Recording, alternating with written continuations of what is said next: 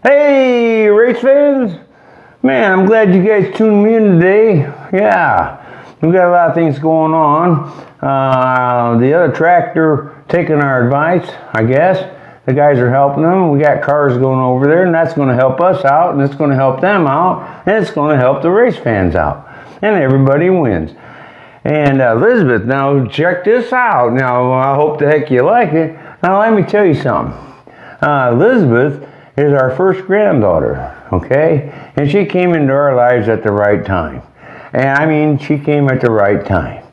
And the thing is, I was younger then, and I just teased her to death. But anyhow, and I teased her too much, actually. But anyhow, me and Elizabeth, we used to watch Bob the Builder and Dora the Explorer. And Grandma, she had to go to town and get some stuff. And she figured, well, me and Elizabeth would be busy watching that, and we couldn't get in any trouble. But on this, I just got to tell you this quick. Bob Builder had electrical operation, and I said, hey, I'm wiring the basement. Come on, we're going to go down and be Bob the Builder. So we went down there. She was like 3 years old. She could barely walk. I had to carry her down here. And I clipped a wire, and the sparks flew, and it through the main breaker, and it was totally dark down here. And I said, Elizabeth, just don't worry. Grandpa's got this, and we're going to, so we come out. And I'll tell you the truth, I think it might have affected her mentally. But anyhow, we were busy, and I got to go. And oh my gosh, I didn't turn on my timer. Jeez. Oh, hang on, man, gosh, what the heck? All right, now we're all set. Now I'm all messed up. And anyway, because I got a job to do. And, oh, man, this is very non-professional. We're going to leave it. Oh, geez. Oh, man. Well, okay, we're going to put it here where I can see the damn thing. Okay, so, anyhow, so I'll have to look down every now and then. Anyhow, what's going on in the racing world right now is very exciting. Andretti is going to Formula One. And Colton Herta is going to be running Formula One, and man, that's exciting. And then I watched the Daytona 500, and from what I'm hearing, they're having problems with the wheels, which I don't understand. I don't understand it at all. Them wheels, they're common, I think. And I was really impressed with the composite bodies. And I do see what the drivers are saying. There is no sheet metal to bend to take up energy when you hit the wall. And then Roger Penske, you guys are looking at these hybrids for 2024. And I'll tell you something, Roger, you're a smart man, and you're really doing a fantastic job. But you know what? The fans don't really want a hybrid. We really don't care about you having 900 horsepower. You ain't going to run 900 horsepower in Indy. But I know you know what you're doing. So, with that all being said, we're going to go back to Carl Larson, okay? We're going to wrap him up today. And the thing is, just to say, he won 10 Cup races to win the championship. In meantime, he was running 19 events in 3 different cars. And he won the big ones, the Knoxville Nationals, the Chili Bowl, the BC39. And just speaking of the BC39, I went to the BC39. I went to almost every one of them. I have went to every one of them, okay? But the thing is, here's something you won't believe.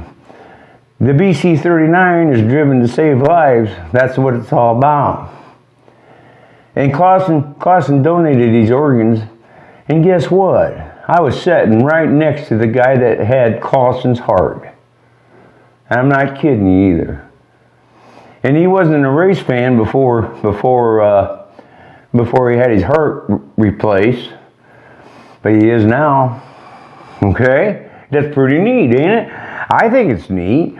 But not only that, he won the Prairie Dirt Classic, and I think that was in a late model. I'm not really sure. But he did all this, okay, in a season. And in 2020, he won 46 dirt track races, the roots of racing. And he relates to the common race fan. He relates to us, okay? And we love him, or I do. And meanwhile, he's doing all this stuff. He's going to sensitivity training. You know, because he made that mistake, like I told you, and he's taking the sensitivity training. And he was banded and he was ruined, and they tried to destroy him, and la-di-da-di-da. And even though he apologized and everything else, they wanted to destroy him. So anyway, Finley Farm, well, I'm positive he drove for them before, and they came along and said, hey, you can drive our car. We got a wing Sprinter. And then the World of Outlaws,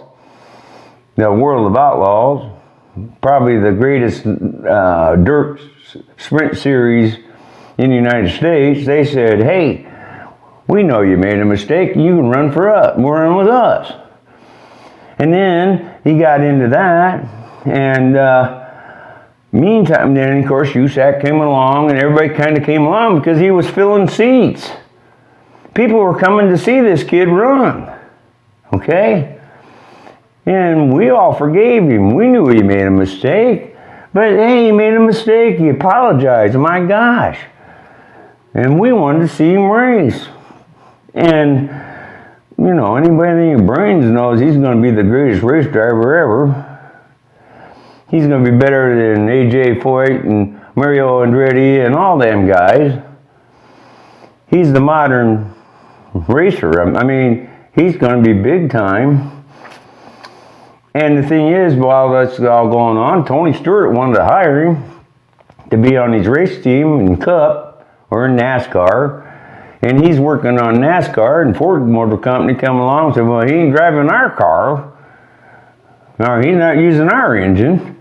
So that put Tony out in the woods, because that's his manufacturer. Okay, but then I don't know exactly if they all got together or not, but Mr. Rick Hendricks, and I mean that with respect, Mr. Rick Hendricks came along and got on board, and he went to NASCAR, and I think Tony was involved. I think Jeff Gordon was involved. I think there was all kinds of very successful people trying to help this kid. And they went, and NASCAR agreed, well, and then Chevy, I don't know the engine deal, how it all went down. Hendricks runs Chevys. And Chevy said, well, okay, you can put him in a car, that's fine. You know, Rick Hendricks is one of the greatest guys in the world, as far as I'm concerned. I don't think you would be hard-pressed to find anybody better than Rick Hendricks unless you're going to go talk to Jesus Christ. Okay? And Larson's lined up to run the 2024 Indy 500 with full Hendricks backing. And furthermore, I really think Hendricks is going to start an IndyCar team. Now here's something for you, NASCAR. And the way I see it, all your big teams, Joe Gibbs, Childress, and I don't know about Stewart, but anyway, they're all looking, they're leaving. They're leaving you, man. They're looking for a series. You know, you took away all the fabricating and everything else, and guess what? These guys really care about their employees. They really do. They don't want to lay their employees off. So they're gonna find a series they can run in. And furthermore, they want to go racing. And not this Mickey Mouse crap that you guys are doing. You guys don't have a clue. You don't have a clue. But anyhow, that's fine. And now Bubba, well, let me say this. You can read this article and you can defend for yourself who Carl Larson is and what kind of man he is, okay? Then Bubba. Yeah, Bubba, you're out here destroying our sport. You and ESPN and Fox Sports and all you guys. You all went with the woke society and all that crap. Well, I'm sorry guys, but you better change your ways. You're gonna go broke, okay? And I'm just telling you, that's all. And I don't want to see you guys get hurt. So anyway, I mean, you know, we're talking a lot of money. We're talking a lot. But here's what I'm getting is the NASCAR race teams are losing money. Well, they're not going to lose money for long. You know, they're not. You know, they want to race, and they can't race if they're broke. All right? It's just the way it is. Wake up. Why don't you learn what racing is, and then maybe you can fix something. And Fox Sports, I'm really disappointed in you. You was the number one broadcasting. Well, so was you, ESPN. You was number one. You actually built NASCAR. You know, and then you go with the woke society. Well, we don't give a shit about the woke society. You know that? We go racing. And Bubba, you and your dang race is baloney. It's total baloney. I've been to over 70 racetracks in 8 or 9 states, and I have never, and I go all the time, and I have never, ever seen racism at a speedway. Okay? But and the thing is, like I told you before, I was I was pulling for you, because you was having trouble getting sponsors and la-di-da-da, but everybody's having trouble getting sponsors and la-di-da-da, because your product's all messed up. You know? This is a business. Yeah, it's entertainment, but it's a business. And if you don't have nobody watching it, well, nobody's going to put money into it. Okay?